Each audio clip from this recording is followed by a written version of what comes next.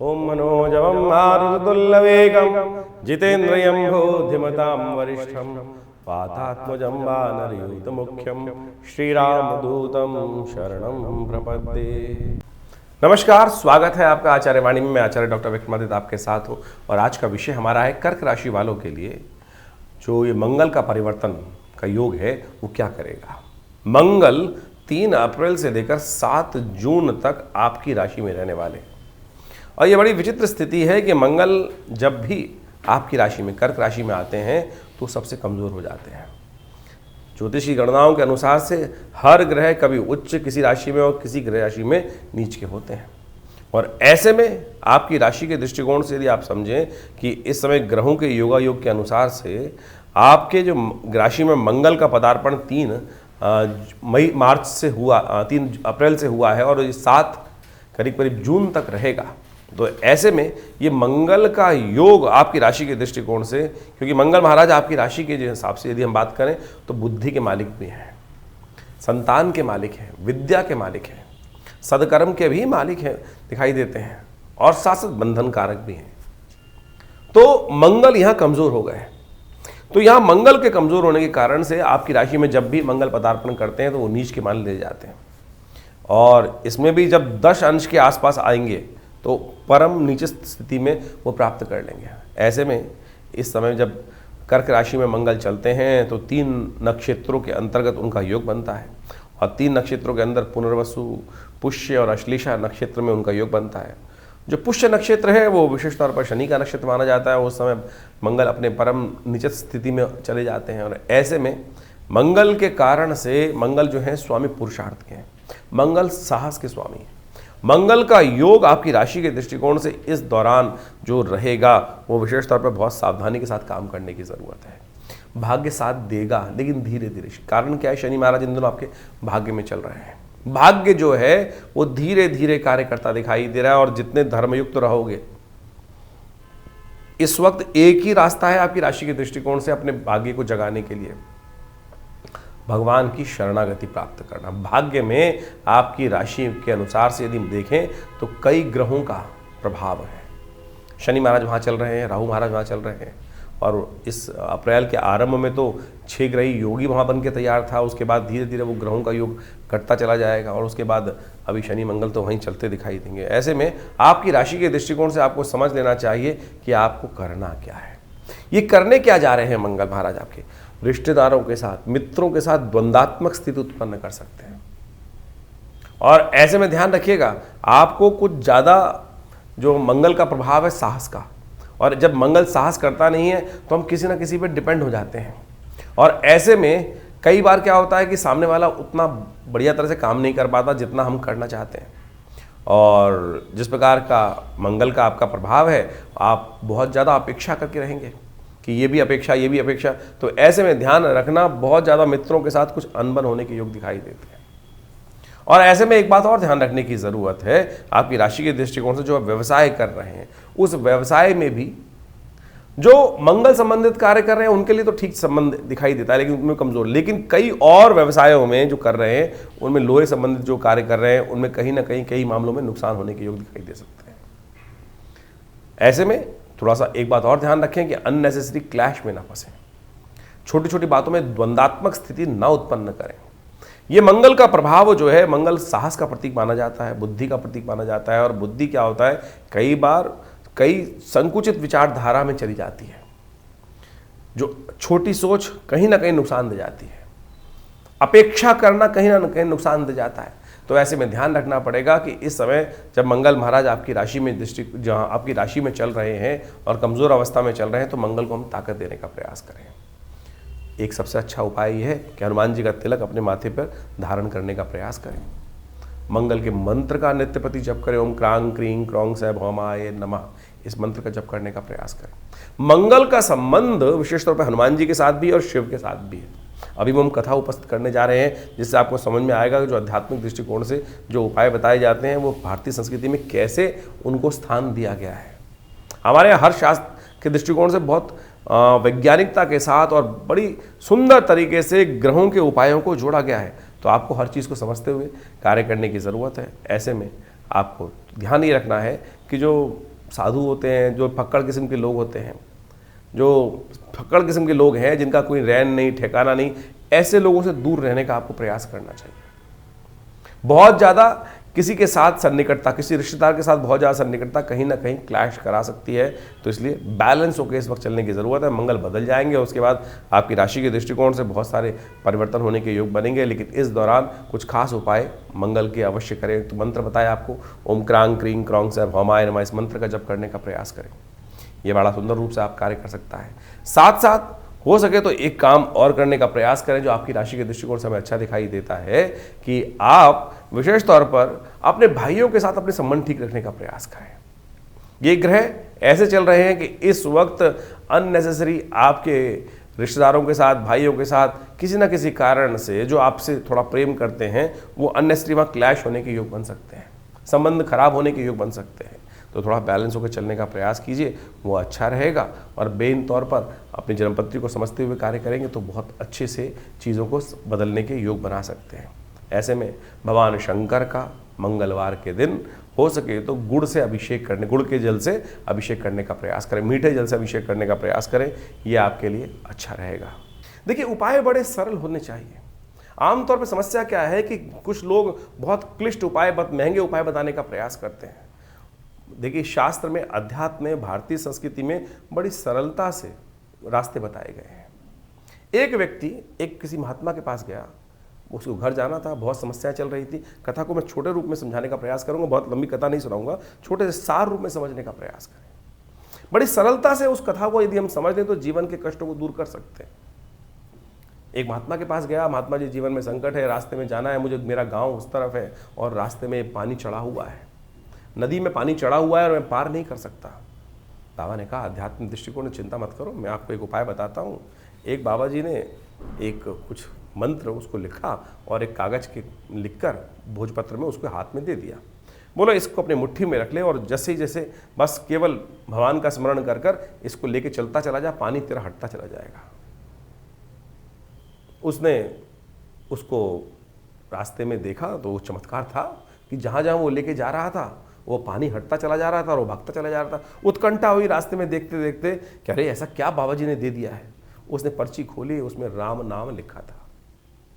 अरे, राम नाम लिखा है, इतना सा देखा और देखता क्या है कि वो पानी वापस उसकी तरफ भागता चला आ रहा है। भागा वापस, अरे डूब जाऊंगा, और महात्मा के पास वापस पहुंचा, महात्मा की शरणागति प्राप्त की। महाराज, आपने कहा था देखना, मैंने देख लिया। बाबा ने कहा, कोई बात नहीं, चिंता मत कर, मैं दोबारा कुछ बना के देता हूँ। बाबा ने फिर एक उपाय दिया और हाथ में कहा, बस इसको लेके जा, अब चिंता मत करियो, बस लेके चला जा। और उसके बाद वो फिर वही गया पूरा पार करते हुए। अब तो उसको एक बार एक्सपीरियंस कर चुका था, उसने बाबा की बात को पूरी तरह अक्षर से अक्षर माना और उसके बाद उस रास्ते को पार कर लिया। पानी घटा और वो पार कर गया बिना किसी द्वंद्व के कारण से। घर पहुंचा, घर पहुंच के फिर खोलता है हाथ को, पुड़िया को, उत्कंठा, क्योंकि हम भी ऐसे हैं हठधर्मी जो हैं, जो ना तो विश्वास करते किसी बात पर।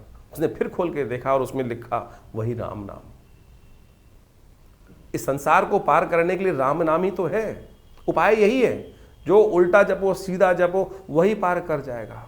उल्टा जप के वाल्मीकि बड़े ज्ञानी बन गए। तो सोचो, ये स्थिति थी, लेकिन हमें भी क्या होता है, हमारे को बड़े बड़े पैसे खर्च करके उल्टे सीधे कार्य कर कर तभी हमको मजा आता है।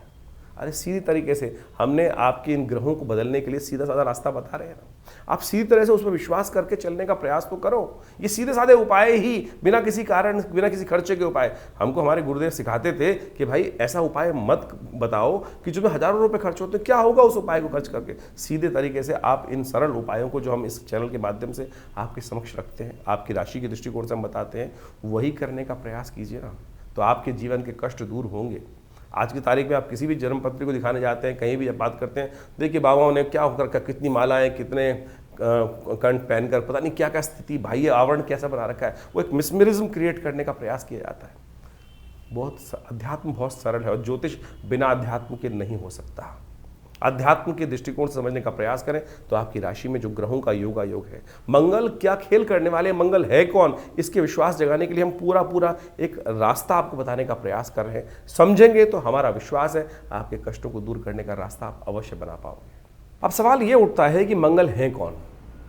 भारतीय सनातन संस्कृति में हमारे वेद इत्यादि उपनिषद इत्यादि ग्रंथों के अंदर हर चीज़ की उत्पत्ति और उत्पत्ति का कारण हर चीज़ उपस्थित की गई है, और उन मूलभूत सिद्धांतों को, कथाओं को हम समझकर वास्तविक तौर पर उनका प्रभाव किस प्रकार का जीवन में होगा वो हम समझ सकते हैं। जैसे चंद्रमा कहाँ से उत्पन्न हुए, सूर्य कहाँ से उत्पन्न हुए, किस प्रकार से उत्पन्न हुए, क्या उनकी कथा है, इसके साथ साथ स्वभाव क्या है, किस प्रकार के योगायोग जो ज्योतिष के दृष्टिकोण से हमें दिखाई देते हैं वो बनेंगे, क्या होंगे, किस प्रकार के करेंगे। तो वीरभद्र की उत्पत्ति की कथा भी बड़ी विचित्र है। जो मंगल वीरभद्र ही है, वास्तविक तौर पर शिव के गण हैं। वीरभद्र जो थे वो भगवान शिव के पसीने से उत्पन्न हुए थे और विशेष तौर पर दुख, भय, क्रोध का प्रतीक माने जाते हैं। और मंगल की स्थिति वास्तविक तौर पे हमको समझ लेना चाहिए, मंगल इन तीनों का ही प्रतीक माना जाता है। मंगल पुरुषार्थ का भी मालिक है, क्रोध का भी मालिक है, साहस का संबंध रखता है, और साथ साथ यदि वो शीर्ण हो जाए तो शोक और दुख का कारण भी बनता है। क्योंकि मंगल की उत्पत्ति जो हुई है वो विशेष तौर पर ऐसी ही परिस्थिति में हुई। कहा जाता है शास्त्रों की कथा के अनुसार से, यदि आप विभिन्न ग्रंथों को पढ़ें तो वहाँ वो कथा का वर्णन अद्भुत रूप से आता है। जब सती ने भगवान शंकर के समक्ष अपनी इच्छा रखी कि वो उनके पिता दक्ष प्रजापति ने जो यज्ञ रखा था उसमें जाना चाहती हैं, तो भगवान ने मना किया कि बिना बुलाए नहीं जाना चाहिए। चाहे अपना घर भी हो, अगर वो आमंत्रण नहीं है तो वहाँ नहीं जाना चाहिए। और दक्ष ने तो साक्षात शिव को उस यज्ञ में बुलाया ही नहीं था, जो उन्होंने अपने अभिमान के लिए रखा था, अपने अभिमान की पूर्ति के लिए रखा था। और ऐसे मूड बहुत हैं जो इस संसार में अपने अभिमान की पूर्ति के लिए सत्य को समझ नहीं पाते हैं, सत्य का परित्याग कर देते हैं। दक्ष ने यही धृष्टता करी। ये कथा बड़े अद्भुत रूप से समझने की है। जब भगवान शिव को नहीं बुलाया गया तो पार्वती जी वहाँ जाती हैं, देखती हैं आकाशमंडल में बड़े बड़े विमान दक्ष के यहाँ जा रहे हैं, समस्त देवता इत्यादि सब वहाँ उस यज्ञ में आमंत्रित थे। तो उनको बड़ा दुख होता है कि मेरे पिता ने मेरे पति को बुलाया नहीं। भगवान शिव के समक्ष जाकर प्रार्थना करती हैं, भगवान शिव मना भी करते हैं, लेकिन वो कहते हैं मेरे पिता का घर है, मुझे जाना चाहिए, मुझे जाना तो चाहिए ही चाहिए। लेकिन मन में तो कुछ और भाव था सती के, ये संसार को उदाहरण देना था। जब वो जाती हैं यज्ञ के अंदर और वहाँ देखती हैं कि सब लोग विद्यमान हैं, लेकिन जो पिता के द्वारा स्थान जो है वो शिव का रिक्त रखा गया है और उस यज्ञ में शिव को स्थान नहीं दिया गया है, तो वो अपने आप को उस यज्ञ के कुंड में समर्पित कर देती हैं। और ये सूचना जैसे ही भगवान शिव तक पहुंचती हैं, क्रोध, आवेश के कारण, शोक के कारण से उनका जो पसीना है पृथ्वी पर गिरता है, कहा जाता है उसी से वीरभद्र की उत्पत्ति हुई। और वीरभद्र ने जाकर उस यज्ञ क्या था, वो वास्तविक तौर पे अधर्म का प्रतीक ही वो हो गया था। अहंकार की पूर्ति के लिए उस यज्ञ को दक्ष ने रखा था। वो यज्ञ का विध्वंस होना इसलिए आवश्यक था क्योंकि वो अहंकार की पूर्ति के लिए किया जा रहा था। अहंकार यज्ञ के द्वारा नहीं पूरा हो सकता, और दक्ष के उस यज्ञ को वीरभद्र ने जाकर संहार किया और जो उसके बाद दक्ष का सिर तक काट दिया गया उस अपराध के कारण से। और जब भगवती का शरीर वहाँ लेके जाते हैं वीरभद्र, तो शिव वीरभद्र को आकाश मंडल में स्थित कर देते हैं, और वही धरती जो से उत्पन्न हुए जो वीरभद्र थे भगवान शिव के पसीने से, क्रोध के प्रतीक माने जाते हैं और विभिन्न आयुधों से अलंकृत हैं और संहार करने वाले हैं, अहंकार का संहार करने वाले। ये वीरभद्र की कथा है। और कहा जाता है कि ये संयोग जब बनता है, विशेष तौर पर जब मंगल और चतुर्थी का संयोग बन जाता है, उसी दिन वीरभद्र जयंती मानी जाती है, मंगल की जयंती मानी जाती है। और भगवान शिव के आशीर्वाद से वो आकाश मंडल में उस दिन से स्थिर है, धरती पुत्र माने जाते हैं।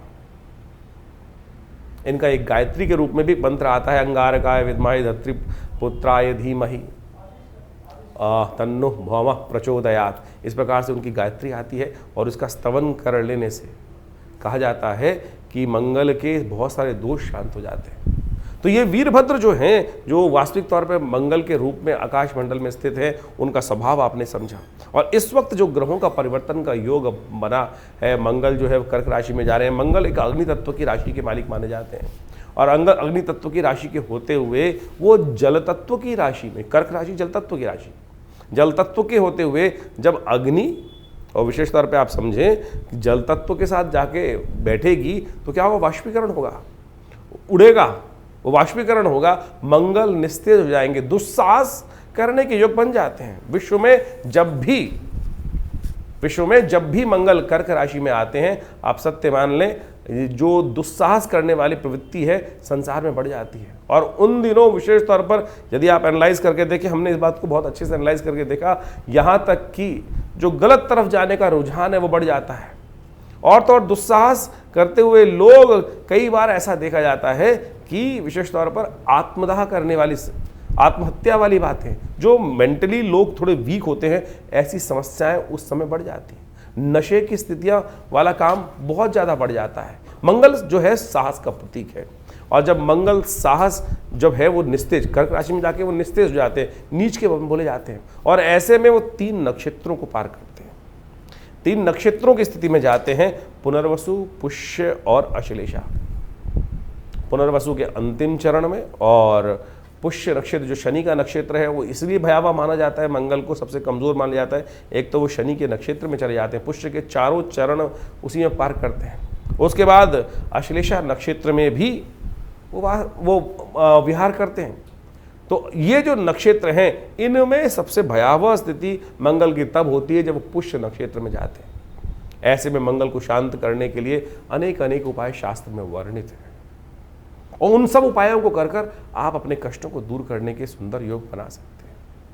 जो हमने आपको उपाय बताए भी बहुत सारे, उसके अंतर्गत यदि एक और श्रेष्ठ उपाय आप करने का प्रयास करें, शिव ही तो मंगल हैं, शिव के गण ही तो वो वीरभद्र थे, और वही तो शिव से ही तो वास्तविक तौर पर उनका शिव की आराधना कर यदि मंगलवार के मंगलवार गुड़ के जल से, मीठे जल से या गन्ने के रस से भगवान शिव का अभिषेक कर लिया जाए, ओम नमः शिवाय इस मंत्र का स्तवन करते हुए, मंगल की गायत्री का पाठ करते हुए, तो कहा जाता है कि मंगल के बहुत सारे नेगेटिव प्रभाव दूर होने के रास्ते आपको प्राप्त होंगे। तो ये बात आपको सैद्धांतिक तौर पे समझते हुए कार्य करने का प्रयास करना चाहिए। इससे आपके जीवन के बहुत सारे कष्टों को दूर करने का रास्ता आपको प्राप्त होगा, ग्रह नक्षत्रों में परिवर्तन का रास्ता आपको प्राप्त होगा। इसके साथ साथ